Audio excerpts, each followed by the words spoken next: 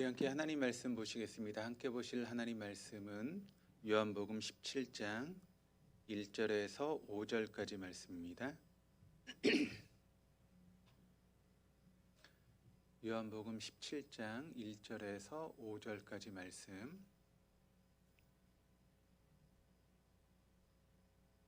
한 절씩 교독하시겠습니다. 예수께서 이 말씀을 하시고 눈을 들어 하늘을 우러러 이르시되 아버지여 때가 이르렀사오니 아들을 영화롭게 하사 아들로 아버지를 영화롭게 하게 하옵소서.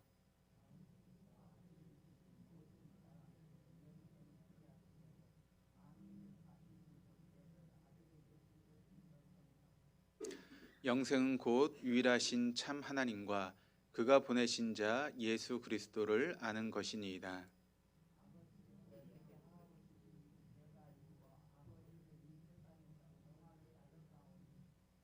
같이 읽겠습니다. 아버지여 창세 전에 내가 아버지와 함께 가졌던 영화로서 지금도 아버지와 함께 나를 영화롭게 하옵소서. 아멘. 할렐루야. 우리 하나님은 날마다 새 일을 행하시는 분이십니다. 믿으십니까? 날마다 새 일을 행하신 하나님은 특별한 경우를 제하고는 사람을 통해서 일하십니다. 어떤 사람이죠? 영과 진리로 예배하는 사람. 영으로 예배한다라고 하는 것은 성령의 이끄심을 따라 예배하는 것이고, 또 진리로 예배한다라고 하는 것은 진리의 말씀 앞에 나의 삶을 조종하고 순종하는 것입니다. 오늘도 이 저녁 성령의 이끄심을 따라 그리고 진리의 말씀 앞에 여러분의 삶을 조종하고 또 순종하심으로 새 역사의 주인공 되시는 저와 여러분 될 수 있기를 주님의 이름으로 축원합니다. 지금으로부터 2700년 전 하나님께서 이사야를 부르시고 외치라라고 하는 그런 명령을 하셨습니다. 이사야가 하나님께 여쭙습니다. 이사야 40장 6절 말씀을 보시면 내가 무엇을 외치리까? 라고 하나님께 질문을 던집니다. 그러니까 외치라고 하는 그 하나님의 말씀에 그럼 내가 무엇을 외쳐야 됩니까? 라고 하는 그런 대답을 이사야 선지자가 해야 된 것이죠. 그때 하나님께서 뭐라고 외치라고 말씀하셨는가 하면 모든 육체는 풀이요 그의 모든 아름다움은 들의 꽃과 같다라고 하는 것을 외치라고 말씀하셨습니다. 여기서 이제 모든 아름다움이라고 하는 것은 이 말씀을 이제 베드로 사도가 이제 인용했을 땐 뭐라고 번역을 했는가 하면 모든 영광이라고 하는 단어로 해석을 했습니다. 그렇다면 왜 하나님께서는 모든 육체는 풀이고 그 영광은 들의 꽃과 같을 것임을 외치라고 이사야 선지자에게 명령하셨을까요? 이런 말씀을 왜 이사야 선지를 통해서 외치라고 말씀하셨습니까? 우리가 쓰는 말 중에 화무 11홍이라고 하는 그런 말이 있습니다. 아무리 붉은 꽃도 그 꽃의 그런 붉음이 10일을 가지 못한다. 아름다움이 10일을 가지 못한다라고 하는 그런 의미로서 우리가 화무 11홍이라고 하는 그런 단어를 쓰죠. 그와 같은 이야기를 통해서 풀은 반드시 마르고 또 꽃은 반드시 시든다라고 하는 것을 우리는 잘 알고 있습니다. 그러므로 주님께서 이렇게 외치라고 말씀하신 이유는 무엇 때문인가 하면 인간의 육체와 영광은 반드시 시들고 어지러지기 때문에 하나님께서 이렇게 이 말씀을 이사야 선지자에게 외치라고 말씀하셨던 것이죠. 한번 여러분 생각해 보시기를 바랍니다. 여러분 우리 육체와 영광이 반드시 시든다라고 하는 것을 우리가 다 알고 있지 않습니까? 우리 영광이 영원토록 지속되는 것은 이 세상에 아무것도 없습니다. 왜냐하면 우리 인간 자체가 유한한 존재이기 때문에 그런 것이죠. 그리고 우리만 유한한 것이 아니라 우리가 살아가는 이 세상 역시도 여러분 유한한 그런 세상 아니겠습니까? 그리고 이 세상 가운데 여러분 변하지 않는 것이 있습니까? 시간이 흐르면 모든 것들이 다 변할 수밖에 없는 것이 이 세상의 모습입니다. 그런데 어찌 인간의 영광이 영원할 수 있겠습니까? 그럼에도 불구하고 인간이 살아가는 그런 모습들을 보게 되면 얼마나 많은 사람들이 헛된 영광을 구하며 인생을 살아가는지 모르겠습니다.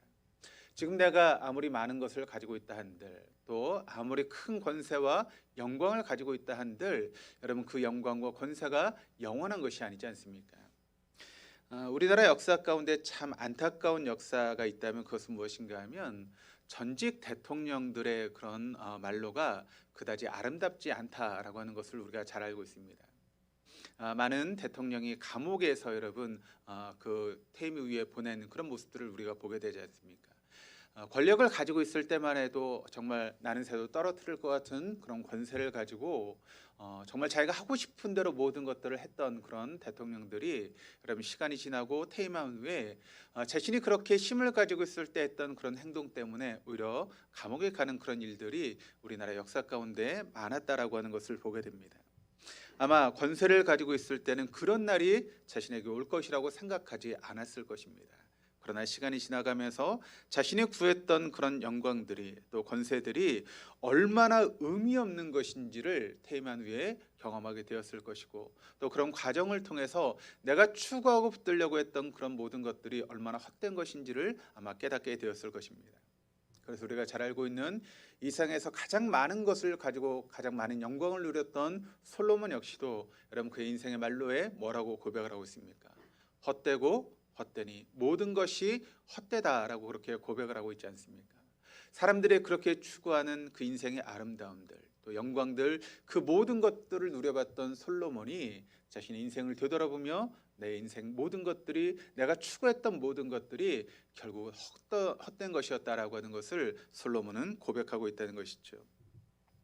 하나님께서 그 모든 육체는 풀이요 그 영광은 들의 꽃과 같을 뿐임을 소리쳐 외치라고 명령하셨습니다. 그것은 바로 하나님 아버지의 외침이었다라고 하는 것을 오늘 말씀을 통해 보게 되는데, 2000년 전 이사야를 통해서 말씀하셨던 하나님은 지금도 우리에게 비슷한 말씀을 증거하고 또 말씀하고 있습니다. 베드로전서 1장 24절 말씀을 보시면 이렇게 기록을 합니다. 그러므로 모든 육체는 풀과 같고 그 모든 영광은 풀의 꽃과 같으니 풀은 마르고 꽃은 떨어지되. 모든 영광은 풀의 꽃과 같으니 풀은 마르고 꽃은 떨어진다라고 이야기를 하고 있습니다. 참된 영광은 결코 옆에서 오지 않습니다. 참된 영광은 사람으로부터 주어지는 것이 아닙니다. 세상에서 주어지는 것도 아니고 물질을 통해서 참된 영광이 우리에게 오는 것도 아닙니다. 그러나 여러분 더 이상 헛된 영광을 구하는데 우리의 삶이 여러분 그렇게 시간을 낭비하고 인생을 낭비해서는 안 되는데, 지금도 많은 사람들이 여러분 얼마나 헛된 영광을 위해서 자신의 인생을 낭비하고 삶을 살아가는지를 우리가 보게 되는 것이죠. 인간은 반드시 소멸되게 되어 있습니다. 인간이 추구하는 영광도 마찬가지입니다. 아무리 지금 많은 것을 가지고 있고 높은 권세를 가지고 있다 한들 그 영광이 영원토록 지속되지 않습니다. 언젠가는 그 영광이 소멸될 수밖에 없는 것이 바로 인간의 영광이다라고 하는 것을 우리는 잊지 말아야 됩니다. 봉우리가 높은 만큼 골이 깊기에 그것은 언제나 허망하게 끝날 수밖에 없다라고 하는 것을 우리는 잊지 말아야 되는 것이죠. 우리가 보고 있는 이 요한복음 17장의 말씀은 그 배경이 지금 예수님께서 십자가를 목전에 두고 있는 그런 상황 가운데 기록된 말씀입니다. 그러니까 최후의 순간 예수님께서 눈을 들어 하늘을 우러러 보셨다라고 하는 것을 우리가 지난 시간 말씀을 통해서 함께 나눴습니다. 그러니까 그 최후의 순간에 주님께서 그 고통의 길, 그 고난의 길을 걸으실 수 있었던 것은 바로 그 고난의 순간 눈을 들어 하늘을 우러러 보시고 하나님을 바라보셨기에 예수님이 그 고난의 길, 십자가의 길을 걸으실 수 있었다는 것이죠. 하나님께 마지막 기도를 드리시기 위하기 위해서 예수님께서 눈을 들어 하늘을 바라보고 하나님을 바라보았습니다. 그런데 오늘 우리가 함께 읽었던 본문의 말씀이 이렇게 시작을 하고 있습니다. 우리 1절 상반절 말씀을 같이 한번 읽어보시겠습니다.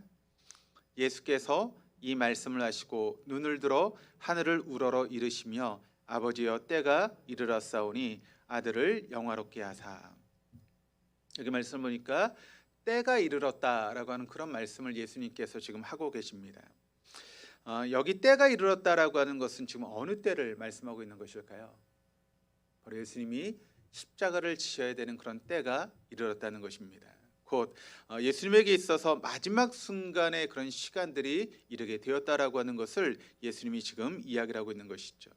그렇다면 그 마지막 때가 이르렀을 때 지금 주님께서 하늘을 우러러 하나님 앞에 기도하고 있는데 어떤 기도를 지금 하고 계시는 것입니까? 지금 주님의 기도가 여러분 어떤 기도입니까? 그 마지막 순간까지 그 아버지께 내 생명을 좀 보호해달라고 그렇게 지금 기도하고 계십니까? 아니면 내가 이제 죽어야 되는데 고통 없이 죽을 수 있게 안락사를 하게 해달라고 그렇게 기도하고 있습니까? 주님께서 드렸던 기도는 그런 기도가 아니었습니다. 주님의 기도는 어떤 기도였는가 하면 마지막 순간까지 하나님의 영광을 구하는 그런 기도를 주님께서 하셨다라고 하는 것을 우리가 보게 됩니다. 하나님의 영광이 주님을 영화롭게 해주실 것을 간구하며 기도하고 있는 것입니다. 오직 하나님만 영원하신 분이기에 하나님을 통해서만 참된 영광, 영원한 영광이 하나님으로부터만 위로부터 주어지는 것임을 주님께서 아셨기에 바로 하나님의 영광을 구하며 마지막 기도를 드리시는 주님의 모습을 우리가 보게 됩니다. 그렇다면 우리가 오늘 본문의 말씀을 통해 세 가지 질문에 대한 해답을 얻을 수 있어야 됩니다. 우리가 이 세 가지 질문을 통해서 해답을 얻을 수만 있다면 우리 역시도 주님과 같이 하나님께 영광 돌리는 그런 삶이 되어줄 것이기 때문입니다. 첫 번째 질문은 이것입니다. 왜 우리는 하나님의 영광을 구해야 하는 것입니까? 그 해답을 오늘 1절 말씀이 우리에게 증거하고 있는데 주님께서 이렇게 하나님께 간구하고 있습니다. 예수께서 이 말씀을 하시고 눈을 들어 하늘을 우러러 이르시되 아버지여 때가 이르렀사오니 아들을 영화롭게 하사 아들로 아버지를 영화롭게 하게 하옵소서. 주님께서는 지금 하나님의 영광을 구한 것만이 아닙니다. 하나님의 영광을 얻음으로 하나님께 영광 돌릴 수 있는 자가 되게 해달라고 지금 하나님께 기도하고 있는 것입니다. 여러분, 그리스도인의 삶의 목적이 무엇이겠습니까? 성경은 하나님께서 왜 우리를 지으셨다라고 그렇게 말씀하고 있습니까? 우리 그리스도인의 삶의 목적은 하나님께 영광을 돌리는 것, 그것이 바로 그리스도인의 삶의 목적입니다. 성경에도 하나님께서 우리를 지으신 이유는 우리가 하나님께 영광을 돌리게 하기 위해서 우리를 지으셨다라고 분명하게 말씀을 하고 있습니다. 그러므로 우리가 살아가는 삶의 목적은 무엇이 되어야 되는가 하면 하나님께 영광을 돌리는 그런 삶을 우리가 살아가야 한다는 것이죠. 그런데 여러분 한번 생각해 보시기를 바랍니다. 언젠가 시체가 되어 썩어 문드러질 육체로 과연 우리가 하나님께 영광을 돌려드릴 수 있겠습니까? 우리처럼 나약하고 유한한 존재인 우리가 육체를 가지고 살아가는 우리들이 어떻게 하나님께 영광을 올려드릴 수 있겠습니까? 오직 욕망의 노예가 되어서 수단과 방법을 가리지 않고 자출우동하는 우리들의 삶이 그렇게 끝나버린 우리의 죽음이 어떻게 하나님께 영광을 돌릴 수 있는 그런 삶을 살아낼 수 있겠습니까? 그것은 바로 오직 하나님의 영광을 구하고 얻는 자만 하나님께 영광을 돌리는 삶을 살 수 있다라고 하는 것을 우리는 잊지 말아야 됩니다. 하나님의 영광의 빛 속에서만 우리가 바른 길을 따라 바른 길을 살 수 있습니다. 하나님의 영광 속에서만 우리의 마음과 생각이 빛으로 충만하게 채워질 수 있다라고 하는 것을 우리는 잊지 말아야 됩니다. 하나님의 영광과 함께하지 못하는 자의 삶은 마치 흑암 속에 살아가는 것과 마찬가지입니다. 하나님께 도무지 영광을 돌려드릴 수 없는 그런 삶이 된다는 것이죠. 예수 그리스도의 우리가 삶을 일거수일투족을 보게 되면 예수님의 삶 자체가 하나님께 영광을 돌리는 그런 삶이었다라고 하는 것을 우리가 복음서의 말씀을 통해서 보게 됩니다. 죽기까지 예수님은 하나님의 영광만을 드러낼 수 있는 그런 삶을 사셨던 분이 우리 주님이신데, 주님께서 그런 삶을 사셨을 수 있었던 이유는 무엇인가 하면 바로 주님이 하나님의 영광 속에 거하셨기 때문입니다. 그 영광의 빛 속에 거하셨기 때문에 바로 주님의 삶이 하나님께 영광을 돌리는 그 같은 삶을 살아갈 수 있었다는 것이죠. 여러분의 삶이 하나님께 영광을 돌리는 삶을 사시기 원하신다면 먼저 여러분이 하나님의 영광 속에 거하실 수 있기를 주님의 이름으로 축원합니다. 그 영광의 빛 속에 우리가 거할 때만 우리의 삶이 하나님께 영광을 돌리는 삶이 될 수 있다라고 하는 것을 여러분 잊지 마십시오. 두 번째는 하나님께 영광을 돌린다는 것은 구체적으로 무엇을 의미하는 것이겠습니까? 오늘 4절 말씀을 통해서 주님의 기도가 나오고 있는데 이렇게 기도하고 계십니다. 우리 같이 한번 읽어보시겠습니다. 아버지께서 내게 하라고 주신 일을 내가 이루어 아버지를 이 세상에서 영화롭게 하였사오니. 주님께서 이 세상에서 어떻게 하나님께 영광을 돌리셨습니까? 오늘 4절 말씀을 통해서 그 해답을 우리가 알 수 있게 되는데, 주님께서 하나님께 영광을 돌릴 수 있었던 것은 무엇인가 하면, 하나님께서 주님에게 하라고 하셨던 모든 일들을 행하심으로 하나님께 영광을 돌릴 수 있었다는 것입니다. 만약 예수님께서 여러분 십자가의 죽음을 회피하셔서 그 십자가를 통해서 인간을 구원하려고 하는 하나님의 계획을 이루지 못했다면, 어떻게 예수님의 삶이 하나님께 영광이 되는 삶이 될 수 있었겠습니까? 그것은 가능하지 않은 것이죠. 그것이 고난의 길이고 또 죽음의 길이고 어려움의 길이었지만, 하나님께서 우리 주님에게 말씀하시고 명령하신 그런 삶이었기에, 주님께서는 죽음의 길을 마다하지 않고 하나님의 일을 이루어 드렸기에 주님의 삶이 하나님께 영광이 되는 삶이 되었다라고 하는 것을 우리가 알 수 있게 되는 것이죠. 여러분, 우리가 하나님께 영광 돌리는 삶에 대해서 얼마나 말을 많이 합니까? 우리가 입술의 고백을 통해서 내 삶이 하나님께 영광이 되는 삶을 살게 해달라고 그렇게 기도하기도 하고 찬양하기도 하고 우리가 고백하지 않습니까? 그런데 하나님의 영광을 드러낸다라고 하는 것은 입으로만, 말로만, 노래로만 되는 것이 결코 아니라는 것입니다. 우리가 진정으로 하나님께 영광 돌리려고 하면, 하나님께서 내게 하라고 말씀하신 그 말씀을 우리의 마음에 담고 우리의 삶을 통해서 순종하며 그 일을 이루어 드릴 때 우리의 삶이 하나님께 영광이 되는 삶이 되어진다라고 하는 것을 여러분 잊지 마시기를 바랍니다. 우리가 가끔 이런 이야기를 하지 않습니까? 자신이 지금 하나님을 위해서 해야 될 일이 무엇이냐라고 물어보시는 분들이 계십니다. 내가 하나님의 영광을 위해서 어떤 일을 해야 될까요? 라고 그렇게 물어보시는 분들이 계십니다. 제가 역으로 한번 질문을 드리면 이렇게 질문을 드리고 싶습니다. 여러분들께서는 여러분들이 정말 하나님께서 원하신 일이 무엇인지를 모르시고 그렇게 말씀하시는 걸까요? 정말 하나님께서 우리에게 원하시는 것이 모르기 때문에 그렇게 우리가 질문을 하는 것입니까? 제가 생각할 땐 그렇지 않은 것 같습니다. 다 우리의 마음 가운데 하나님 우리에게 원하시는 것이 무엇인지 다 알고 있습니다. 그렇지 않습니까? 저 같은 경우도 그렇거든요. 하나님이 저에게 원하시는 게 무엇인지 제가 알고 있습니다. 그럼에도 불구하고 그것을 행하지 못하는 것이지, 하나님이 나에게 원하시는 것이 몰라서 그것을 행하지 못하는 것이 아니라는 것이죠. 근데 그게 여러분 저만 그렇습니까? 여러분들은 정말 하나님께서 여러분에게 원하시는 것이 뭔지 모르십니까? 제가 생각할 때는 우리 마음 가운데 하나님께서 우리에게 원하시는 것이 무엇인지 우리가 다 알고 있습니다. 그런데 우리가 그것을 행하지 못하는 것이죠. 손해를 보기 싫어서, 때로는 내 자존심 때문에, 여러 가지 이유 때문에 우리가 하나님께서 내게 원하시는 것이 무엇인지 알고 있음에도 불구하고 우리가 행하지 못하는 것입니다. 몰라서 못하는 것이 아니라 여러 가지 사정과 내 생각으로 그 일을 행하지 못하는 것이죠. 하나님께서 우리 부모에게 원하시는 것이 무엇인지 알고 있고, 또 내 남편과 아내에게 어떤 삶을 살아야 되는지에 대해서 모르는 것이 아닙니다.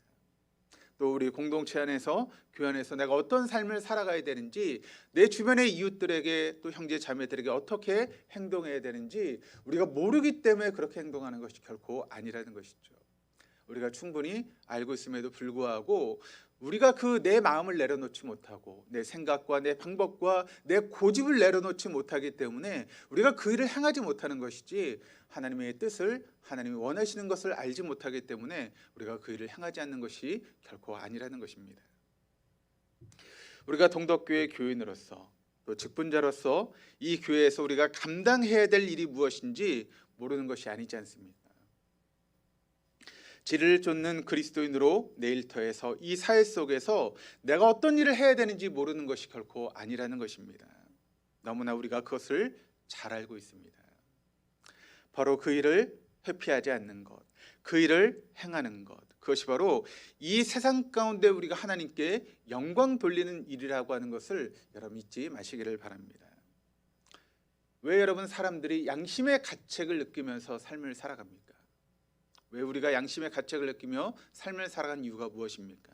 그것은 바로 내가 해야 될 일을 너무나 잘 알고 있는데 그것을 행하지 못하기 때문에 우리가 양심의 가책을 받고 삶을 살아가는 것입니다.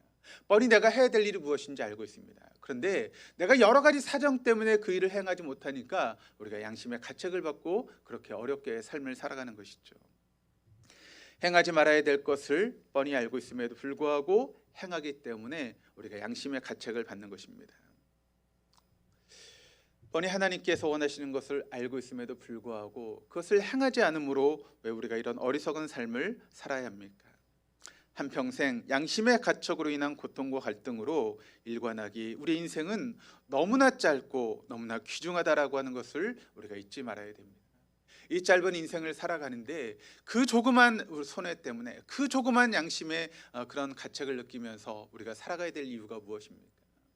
내가 내 자신을 좀 내려놓고 하나님 말씀에 순종하며 살아가면 우리 인생이 얼마나 아름다운 인생이 되고 또 우리를 통해서 하나님이 얼마나 영광 받으실 텐데, 여러분 우리의 조그만 자존심 때문에, 내 생각 때문에 그 일을 하지 못하고 살아간다라고 하는 것은 우리 인생이 너무나 아까운 인생이다라고 하는 것을 잊지 마시기를 바랍니다. 세 번째는 이것입니다. 언제 하나님의 영광을 부여해야 하겠습니까? 이 부분에 대해서 5절 말씀이 우리에게 해답을 주고 있습니다. 우리 한번 5절 말씀 같이 읽겠습니다. 아버지여, 창세 전에 내가 아버지와 함께 가졌던 영화로서 지금도 아버지와 함께 나를 영화롭게 하옵소서. 주님께서 성자 하나님으로서 삼일체 되신 하나님 아버지의 영광을 창세 전부터 가지셨던, 그런 누리셨던 분이십니다. 육신을 입고 이 땅에 오셔서 계속 하나님의 영광을 구하며 그 영광 속에서 살아오셨습니다. 그런데 주님께서 그 영광이 바로 지금도, 지금 이 순간에도 당신과 함께 하기를 위해서 하나님께 간구하며 기도하고 있는 것입니다. 여러분, 이게 무엇을 의미하는 것이겠습니까? 과거에 한때 하나님의 영광을 구하는 삶을 살았던 것, 여러분 그것은 중요한 것이 아니라는 것입니다. 우리가 가끔 여러분 믿는 분들이 이런 이야기를 하죠. 내가 예전에 하나님의 은혜를 경험하고 예전에 하나님 앞에 열심히 봉사를 하고 내가 예전에 하나님의 영광을 위해서 내 삶을 드렸다. 그 말의 의미는 뭐죠? 지금은 그런 삶을 살지 못한다는 것입니다. 과거에 그런 삶을 살았지 지금은 전혀 그런 삶과는 동떨어진 삶을 살고 있다는 것이죠. 중요한 것은 지금 이 순간 우리의 삶이 하나님께 영광을 돌리는 삶이 되어야 한다는 것입니다. 과거에 아무리 우리가 하나님 앞에 영광을 돌리는 그런 삶을 살아가는 것, 여러분 그것은 의미가 없습니다. 지금 이 순간 내 삶이 하나님께 영광을 돌리며 살아가는 삶이 중요한 것이지, 과거에 내가 어떻게 했고 과거에 내가 어떤 자리에 있었고 과거에 내가 하나님을 위해서 어떻게 헌신했고, 그것은 다 지나간 시간입니다. 하나님 원하시는 것은 지금 이 순간, 바로 여기서 내가 어떤 삶을 살고 있고 내가 어떻게 하나님께 영광을 돌리고 있는가, 그것이 지금 중요하다는 것입니다. 왜 그럴까요? 왜 그것이 중요하겠습니까? 바로 지금이라고 하는 이 순간이 쌓여서 우리의 일생이 되기 때문에 그렇습니다. 지금 내가 살고 있는 이 삶의 모습들이 쌓여서 우리의 삶이 되기 때문에 지금 내게 주어진 이 순간 하나님 앞에 최선을 다하고 하나님의 영광을 위해서 살아가는 것이 그 무엇보다 중요하다라고 하는 것을 우리는 잊지 말아야 합니다. 지금까지 내 삶이 보잘것없는 것처럼 보여질지라도 지금 이 순간 하나님의 영광 속에 우리가 살아갈 수만 있다면, 지금 보잘것없는 우리의 인생이라 할지라도 하나님은 우리의 인생을 대역전극의 그런 인생으로 이끌어 가실 것입니다. 요셉을 한번 보시기를 바랍니다. 요셉이 여러분 어떤 삶을 살아갔습니까? 이집트로 끌려가서 종살이한 것이 아닙니까? 13년 동안 종살이했을 뿐만 아니라 또 나중에는 누명을 쓰고 감옥에서 감옥살이까지 했던 것이 바로 요셉의 인생이었습니다. 여러분 요셉의 인생을 그때를 보게 되면 요셉이 더 떨어질 곳이 없는 그런 밑바닥 인생을 살아갔던 것이 바로 요셉의 삶이었다라고 하는 것을 우리가 알고 있습니다. 그것보다 더 수치스럽고 여러분 어려운 일이 어디 있겠습니까? 그러나 요셉이 시시각각 다가오는 매 순간마다 하나님의 영광 속에 그 요셉이 거하게 되었을 때 바로 그 수치스러웠던 종살이가 옥살이로 인해서 오히려 이집트의 국무총리의 자리까지 오를 수 있는 그런 발판이 되어지지 않습니까? 그리고 하나님의 도구가 되어서 그 인생 전체가 영화롭게 변화되어지는 놀라운 역사를 바로 요셉의 삶이 살게 되었다는 것입니다. 아니야. 그가 종살이라고 옥살이를 하게 되었을 때 자신의 삶을 비관하면서 여러분 자신의 삶 속에서 하나님의 영광 속에 거하는 삶이 되지 못했다면 그는 그저 옥살이로 그 인생을 마치고 말았을 것입니다. 그러나 아무리 낮은 자리에 있다 할지라도 어떻게 보면 비참한 자리에 있다 할지라도 최선을 다해서 하나님의 영광을 돌리는 삶을 살았을 때 그의 삶이 역전되어서 하나님의 영광을 돌리는 그런 귀한 자리에까지 오를 수 있었다라고 하는 것을 여러분 잊지 마시기를 바랍니다. 그러므로 우린 영광의 자리만을 바라보며 인생을 살아가지만 지금 내가 처해 있는 그 자리 속에서 하나님의 영광을 구하며 살아가는 것은 이만큼 중요한 일입니다. 우리가 있는 자리에서 그 자리에서 하나님의 영광을 구하며 살아갈 때 하나님 그 모든 시간들을 활용하셔서 우리를 하나님께 더 영광스럽게 만드는 그런 자리로 우리를 이끌어 가실 것입니다. 한국 개신교 중에서 가장 존경받는 그런 목사님들이 몇 분 계시죠. 그 중에 한 분이 우리가 잘 알고 있는 주기철이라고 하는 그런 목사님이십니다. 아마 이렇게 한국 교회에서 존경받는 인물도 참 드무신 그런 분이신데 그분에게 여러분 세상에서 자랑할 만한 것이 있다면 단 한 가지도 없는 그런 삶이었습니다. 그러니까 이 세상에서 뭐 내놓으라고 하면 뭐 내놓을 것이 한 가지도 없는 그런 삶이었죠. 신사참배를 강요하는 일제에 대항해서 신사참배를 하지 않다가 오히려 옥에 갇혔습니다. 그분은 감옥 속에서 옥살이를 하면서 결국 그 감옥에서 죽음을 맞이하게 되었습니다. 어떻게 보면 여러분 처참하기 짝이 없는 그런 인생 아니겠습니까? 감옥에서 그 인생을 마감한다라고 하는 것이 여러분 얼마나 비참한 인생이겠습니까? 그런데 여러분 그와 같이 감옥 속에서 죽음을 맞이했던 그 주기철 목사님을 한국 사람은 물론이거니와 일본 사람들까지 존경하는 이 땅의 대표적인 그리스도인으로 추앙받고 있습니다. 그 이유가 무엇 때문이겠습니까? 그것은 바로 살아생전 지금의 중요성을 알고 매 순간마다 하나님의 영광을 구하는 그런 삶을 살았기 때문에 그것이 가능할 수 있었다라고 하는 것을 여러분 잊지 마시기를 바랍니다. 매 순간 그에게 주어졌던 그 순간들 속에서 그것이 감옥의 자리든 어떤 자리가 되었든 그 자리 속에서 하나님의 영광을 구하는 그와 같은 삶을 살아갔을 때 바로 그가 모든 사람으로 또 존경받는 인생이 되어질 수 있었다는 것입니다. 세상에 태어난 인간치고 예수님처럼 여러분 비참하게 죽은 인간이 어디에 있겠습니까? 오죽했으면 그 당시의 모든 구경꾼마저 예수님을 황당한 실패자라고 그렇게 이야기를 했습니다.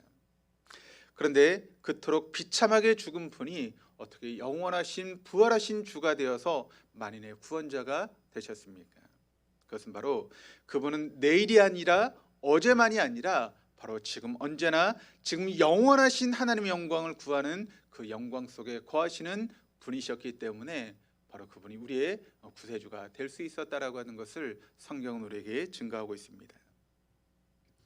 저는 사랑하는 우리 교우들이 우리에게 주어진 이 순간 속에서 하나님 앞에 언제나 영광을 돌리는 삶을 살아갈 수 있기를 바랍니다. 한 가지 이야기를 하고 말씀을 마치겠습니다. 물고기 중에 은어라고 하는 그런 물고기가 있습니다. 근데 이 은어라고 하는 물고기는 이제 좀 보호종이기 때문에 그물로 이렇게 물고기를 잡을 수 없고 이제 낚시를 통해서만 이제 잡을 수 있게 됩니다. 그래서 홀치기라고 하는 그런 낚시를 통해서만 잡을 수 있게 되는데 은어 새끼 때는 바다에 살다가 다음에 이른 봄이 되면 이제 맑은 강을 거슬러 올라가서 상류에 살아가게 된다고 합니다. 그래서 바다에서 강 상류까지 먼 곳을 찾아서 이제 올라오게 되는데, 근데 그 은어를 낚는 낚시꾼들이 이제 낚시를 통해서 그 은어를 잡게 됩니다. 그러면 그 낚시꾼에게 잡히면 이제 그 은어들이 이제 생을 마감하게 되는 것이죠. 그런데 그 낚시꾼들이 사용하는 미끼가 어떤 미끼인가 하면 뭐 살아있는 미꾸라지 그런 것들을 사용하는 것이 아니라 어떤 것을 사용하는가 하면 쇠붙이를 사용한다고 합니다. 태양빛을 받은 쇠붙이가 미끼가 그 물속에서 얼마나 번쩍거리겠습니까? 그러면 그 번쩍거리는 것을 보고 은어가 그것을 먹인 줄 알고 삼키게 된다는 것이죠. 그러니까 은어는 그 번쩍거리는 그 빛에 미혹되어서 자기가 가야 될 곳을 잊은 채 그 쇠붙이를 물었다가 그만 죽음을 당하게 되는 것입니다. 사랑하는 교회 여러분, 어떤 경우에도 은어처럼 어리석은 인생이 되지 마십시다. 오직 욕망을 따라 번쩍거리는 헛된 세상의 영광만을 위해서 우리에게 주어진 한 번밖에 주어지지 않는 인생을 허비하는 그런 삶을 살지 마시기를 바랍니다. 그것은 결국 자기 인생 전체를 망치는 첩경입니다. 어제의 영광에만 만족치 마시기를 바랍니다. 지금 우리의 삶 가운데 지금 이 순간 하나님의 영광을 구하시며 사시기를 바랍니다. 그와 같은 하나님의 영광을 내일로 미루는 그와 같은 어리석은 삶도 살지 마시기를 바랍니다. 지금이 없는 자에게는 내일도 없습니다. 다가오는 매 순간마다 오직 하나님의 영광을 구하고 하나님의 영광 속에 거하며 하나님의 영광을 드러내는 삶을 살아갈 수 있기를 주님의 이름으로 축원합니다. 그것만이 내 자신을 영화롭게 하는 것은 물론이거니와 나의 삶으로 사랑과 하나님을 동시에 영화롭게 할 수 있는 유일한 길이다라고 하는 것을 여러분 잊지 마시기를 바랍니다. 그와 같은 삶을 살아갈 수 있는 저와 우리 동독의 모든 교우들 다 되어줄 수 있기를 주님의 이름으로 축원합니다.